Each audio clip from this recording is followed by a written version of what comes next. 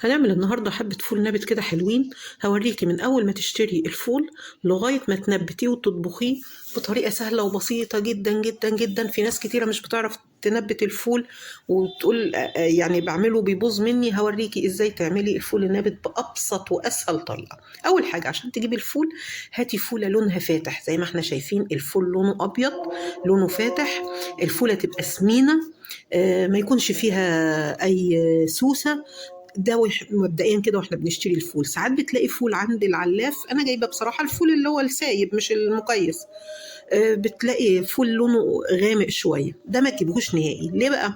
لان لو جبت لون الفول اللي لونه غامق ده مهما عملتي الوصفه صح بتلاقي لون الفول بتاعك مش حلو ولون الشوربه مش حلو. ليه؟ لانها واخده من لون الفول اللي غامق اساسا.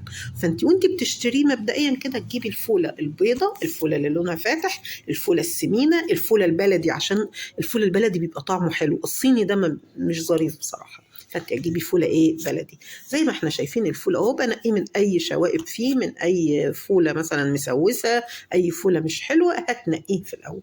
بعد كده بتروحي تغسليه غسله حلوه وتنقعيه في الميه. مش بنقعه، انا بغمره، يعني الميه فوق الفول بحوالي 5-7 سنتي كده كتير، واسيبه منقوع ليله كامله. يعني انا نقعته يوم الخميس، فضل منقوع في الميه كده لغايه يوم الجمعه الصبح، ليله كامله منقوع في الميه. طبعا بعد ما يتنقع هتلاقي الفوله نفشت كده وحجمها اتضاعف، وهتلاقي فيه فقاعات كده في الميه، فقاعات زي فقاعات هواء. بتتخلصي من الميه دي. واسيب الفول كده. هسيب الفول كده وبس؟ لا، انا حاطاه على رخامه المطبخ. كل ما ادخل المطبخ اديله تقليبه. ليه؟ لان ساعات يبقى فيه كده حبه رطوبه، حبه ميه تحت لسه، او في اللي تحت طري كده شويه، فتقلبيه بحيث ان كله لو في اي نقطه ميه كله يتشرب منها. كده بس؟ لا، بتيجي 2 أو 3 في اليوم بالكتير. بتحطي له 2 معلقتين من الميه، 2 معلقتين ميه، وتروحي عطيله تقليبه. اهو شايفه كده، باخد في ايدي كده اللي انت شايفاه في ايدي واحطهم كده وادي له تقليبه. بعمل الموضوع ده قد ايه؟ 2 3. انما التقليب كل ما بدخل المطبخ اديله تقليبه، كل ما ادخل المطبخ اديله تقليبه.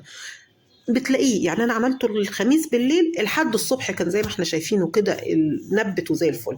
بعد كده بجيب حله احط فيها حبه زيت واحط فيها حبه توم حلوين واحمر التوم واحط له ميه.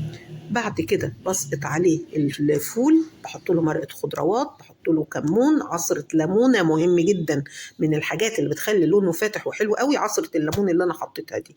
وهسيبه لغايه ما يستوي معايا. بعد ما بيستوي بحط له رشة الملح أو بحيقه بالملح.